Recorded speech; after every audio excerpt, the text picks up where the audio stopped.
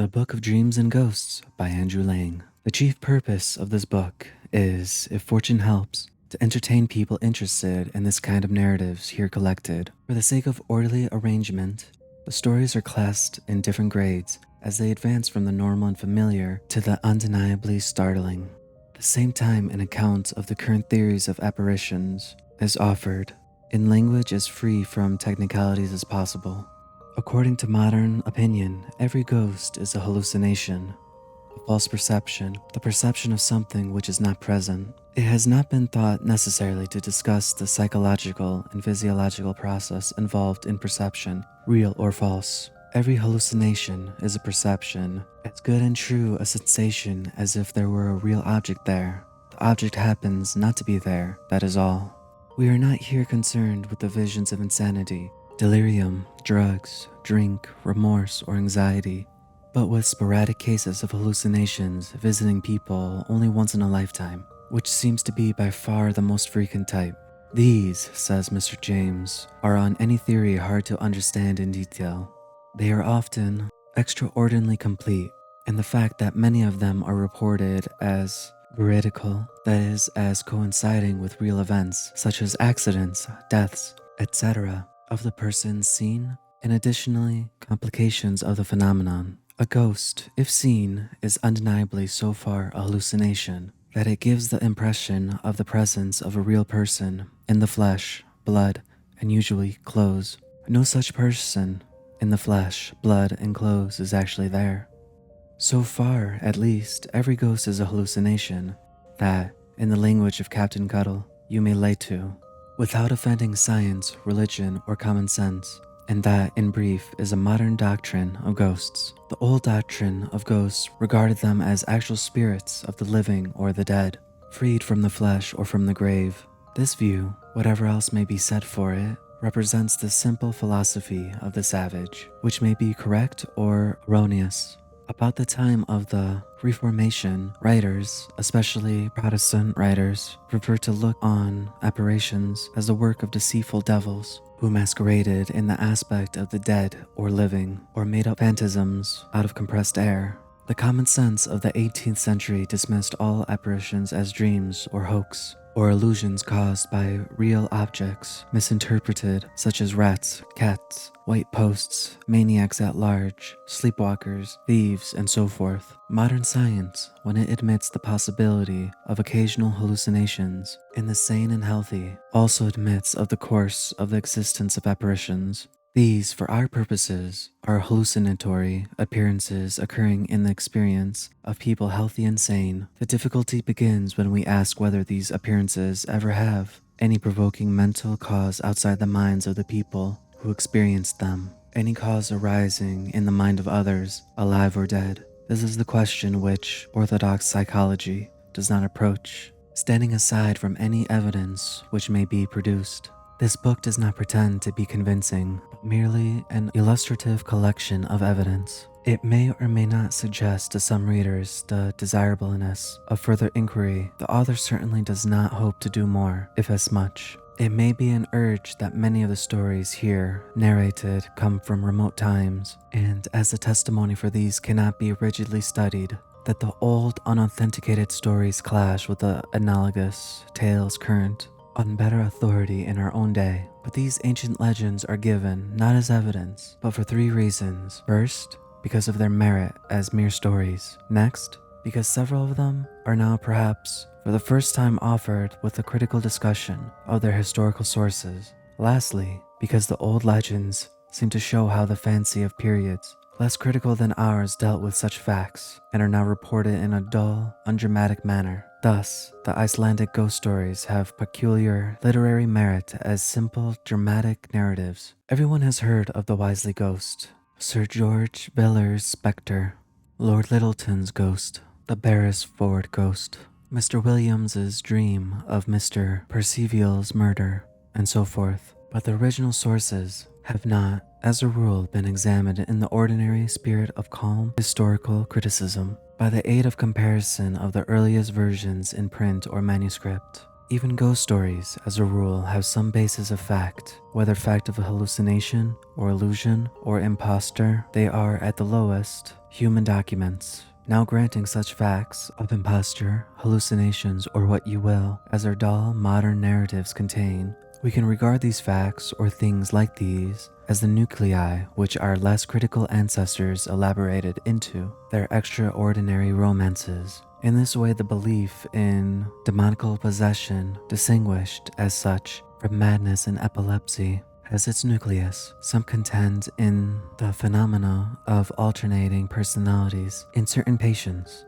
Their characters, ideas, habits, and even voices change. And the most obvious solution of the problem in the past was suppose that a new alien personality, a devil, has entered into the sufferer. Again, the phenomena occurring in haunted houses, whether caused or not by imposture or hallucinations or both, were easily magnified into such legends as that of Gritter and Glam, and into the monstrosities of the witch trials. Once more, the simple hallucination of the dead person's appearance in his house demanded an explanation. This was easily given by evolving a legend that he was a spirit, escaped from purgatory or the grave, to fulfill a definite purpose. The rarity of such purposeful ghosts in an age like ours, so rich in ghost stories, must have a cause. That cause is probably a dwindling of a myth-making faculty. Anyone who takes these matters seriously as facts in human nature must have discovered the difficulty of getting evidence at first hand. This arises from several causes. First, the cocksure, common sense of the years from 1660 to 1850, or so regarded everyone who had experience of a hallucination as a dupe, a lunatic, or a liar. In this healthy state of opinion, eminent people like Lord Brougham kept their experience to themselves, or at most nervously protested that they were sure it was only a dream. Next to tell a story was often to enter a narrative of intimate, perhaps painful, domestic circumstances.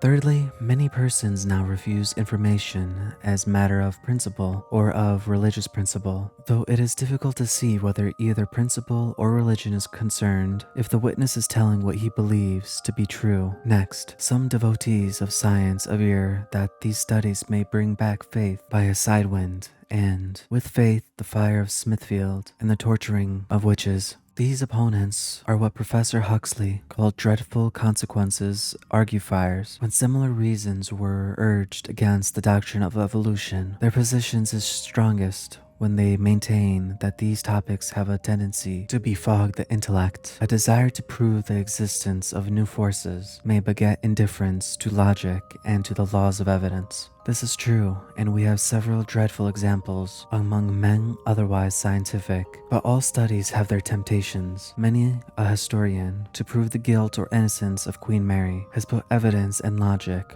and common honesty far from him. Yet this is no reason for abandoning the study of history. There is another class of difficulties. As anthropology becomes popular, every inquirer knows what customs he ought to find among savages, so of course he finds them. In the same way, people may now know the customs it is orthodox to find among ghosts. It may pretend to find them, or may simulate them by imposture. The white sheets and clanking chains are forsaken for the most realistic rendering of the ghostly part. The desire of social notoriety may beget wanton fabrications. In short, all studies have their perils, and these are among the dangers which beset the path of the inquirer into things ghostly. He must adopt the stoical maxim, be sober and do not believe in a hurry. If there be truth in even one case of telepathy, it will follow that the human soul is a thing endowed with attributes not yet recognized by science. It cannot be denied that this is a serious consideration, and that very startling consequences might be deduced from it. Such beliefs, indeed, as were generally entertained in the age of Christian darkness, which preceded the present era of enlightenment. But our businesses and studies of any kind is, of course, with truth, as we are often told, not with the consequences, however ruinous to our most settled convictions, or however pernicious to society. The very opposite objection comes from the side of religion. These things we learn are spiritually mysteries into which men must not inquire. This is only a relic of the ancient opinion that he was an impious character who first launched a boat. God having made man a terrestrial animal, assuredly God put us into a world of phenomena and gave us inquiring minds. minds. We have much right to explore the phenomena of these minds as to explore the ocean. Again, if it is said that our inquiries may lead to an undignified theory of the future life, so far they have not led to any theory at all. That, also, is the position of the dreadful consequences. Argufier. Lastly, the stories may frighten children.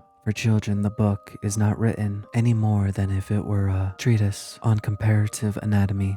The author has frequently been asked, both publicly and privately, do you believe in ghosts? One can only answer, how do you define a ghost? I do believe, with all students of human nature, in hallucinations of one, or of several, or even of all the senses, but as to whether such hallucinations among the sane are ever caused by psychical influences from the minds of others, alive or dead, not communicated through the ordinary channels of sense, my mind is in a balance of doubt. It is a question of evidence. In this collection, many stories were given without the real names of the witnesses. In most of the cases, the real names and their owners are well known to myself. In not publishing the names, I only take the common privilege of writers on medicine and psychology. In other instances, the names are known to the managers of the Society for Psychical Research, who have kindly permitted me to borrow from their collection. While this book passed through the press, a long correspondence called On the Trail of a Ghost, appearing in the Times, it illustrated the copious fallacies which haunted the human intellect. Thus, it was maintained by some persons and denied by others. The sounds of unknown origin were occasionally heard in a certain house. These, it was suggested, if really heard, be caused by slight seismic disturbances. Now many people argue Blunderstone House is not haunted, for I passed the night there, and nothing unusual occurred.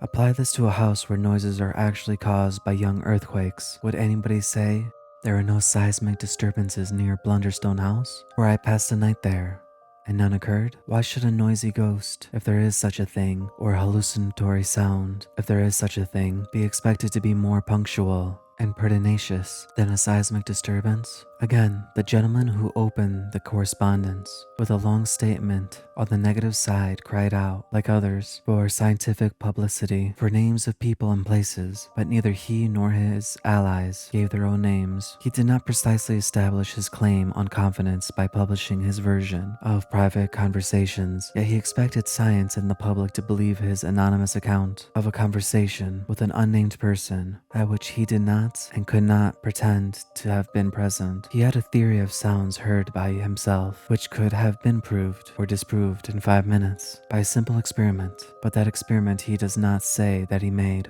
This kind of evidence is thought good enough on the negative side. It certainly would not be accepted by any sane person for the affirmative side. If what is called psychical research has no other results, at least it enables us to perceive the fallacies which can impose on the credulity of common sense.